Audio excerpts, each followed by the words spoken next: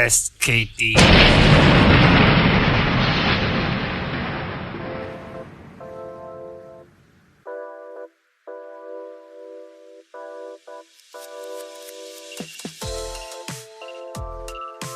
I'm going to show you all the setting for powder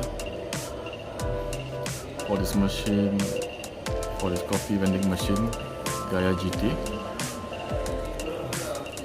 Press OK to enter the menu. Press up to choose F4, 5 and 6. F4, 5, 6 is for powder. So once you already select, press OK. And here you have 10 seconds. So the maximum value is 25 seconds. So it's either you increase or decrease. And you can move to the next. Same as well. Okay, so once you are done with your setting, press OK.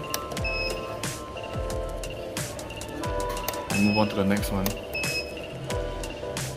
Once everything done, press escape until you see this water temperature. This is the home page. Okay, thank you.